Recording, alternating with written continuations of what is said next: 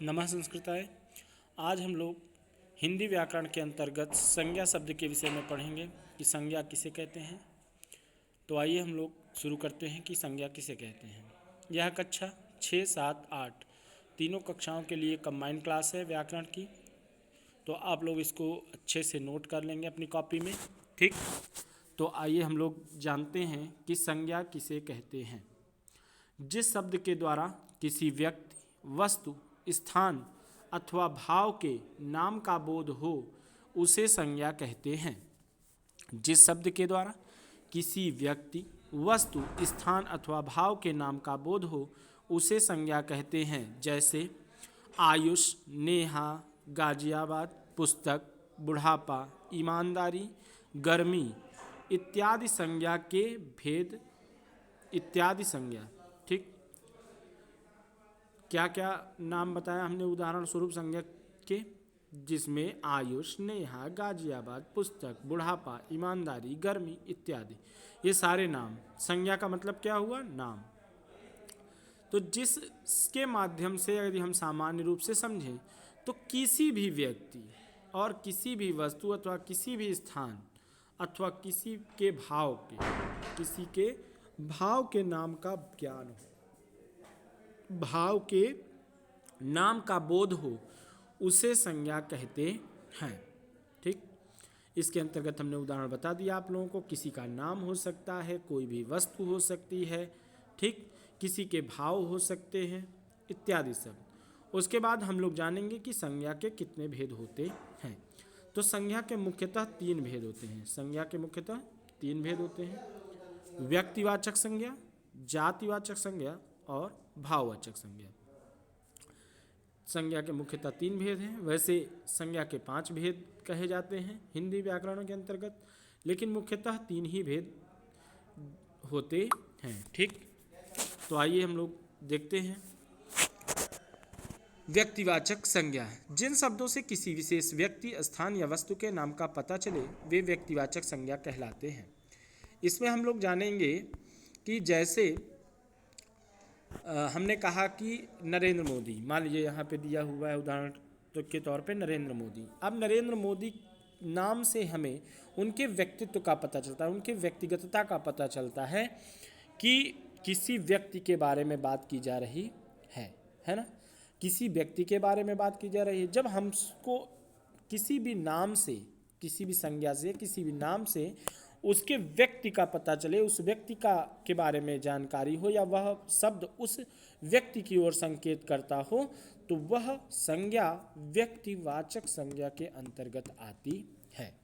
इसमें किसी व्यक्ति का नाम हो सकता है, किसी स्थान का नाम हो सकता है, ठीक, किसी ग्रंथ का नाम हो सकता है जो व्यक्तिगत रूप से उसके ही विषय में संकेत करता हो। जैसे रामायण, रामायण क्या, ये एक ग्रंथ की ओर संकेत करता है जिसमें राम के चरित्र के विषय में पूर्ण अवलोकन या पूर्ण रूप से ज्ञान दिया गया है कि राम कौन थे, ठीक, उनके विषय में पूरी भी बातें रामायण ग्रंथ से पता चल जाती हैं। तो रामायण अपने आप में एक तरीके से कहा जाए तो वह व्यक्तिगत रूप से अपनी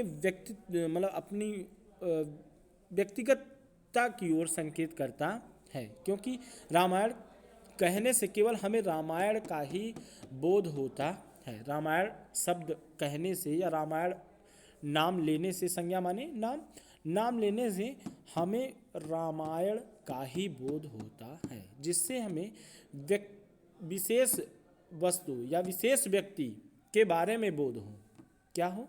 किसी विशेष व्यक्ति या किसी विशेष वस्तु के नाम का ही पता चले, वह व्यक्तिवाचक संज्ञा के अंतर्गत आती है। इसमें हमने उदाहरण दे दिया, जैसे नरेंद्र मोदी, रामायण, महाभारत। इसी तरह किसी देश का नाम हो गया, पंजाब हो गया, ठीक, पंजाब भी उदाहरण में दिया हुआ है, ठीक। तो इस तरह हम लोग समझेंगे, ठीक, जिससे उस विशेष स्थान, उस विशेष व्यक्ति अथवा उस विशेष स्थान का हमें पता चलता हो या बोध होता हो, वो व्यक्तिवाचक संज्ञा के अंतर्गत आएगा, ठीक।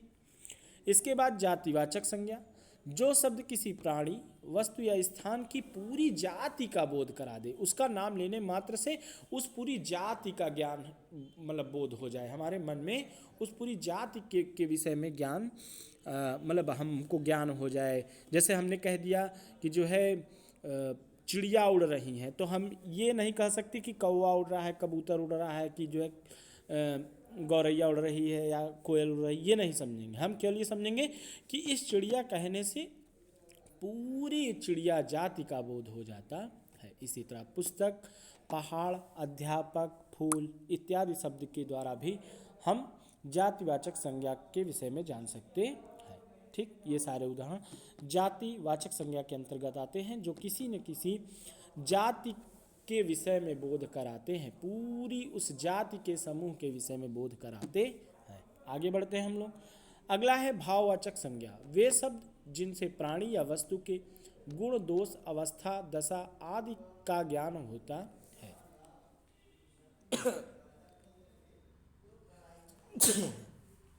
वे शब्द जिनसे प्राणी या वस्तु के गुण, दोष, अवस्था, दशा आदि का ज्ञान हो जाता है, वह भाववाचक संज्ञा कहलाते हैं। वे संज्ञा शब्द या वे नाम जिनके लेने से प्राणी या वस्तु के गुण, दोष, अवस्था या दशा इत्यादि का ज्ञान हो जाए हमें, कि वह बूढ़ा हो गया है, बुढ़ा गया है, बहुत थका हुआ है, वह हंस पड़ा, वह रो पड़ा, ठीक है, वह बहुत वीर है, इत्यादि भावों को प्रकट करता है ना, जिससे हमारे मन में कोई ना कोई भाव उत्पन्न हो जाए। ऐसे संज्ञा शब्द भाववाचक संज्ञा के अंतर्गत आते हैं।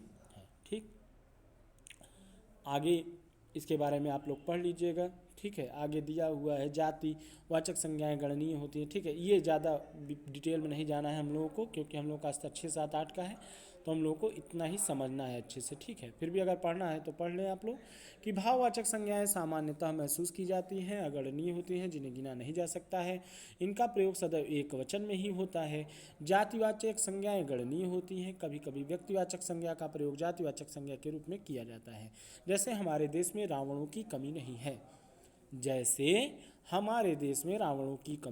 नहीं है।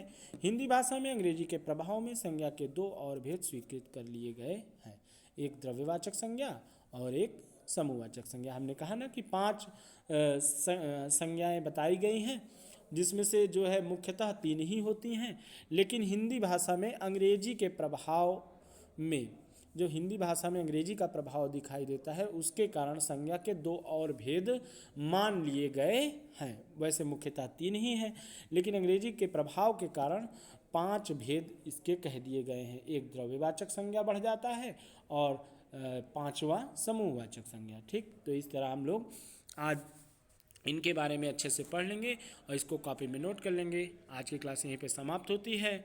आज के लिए धन्यवाद।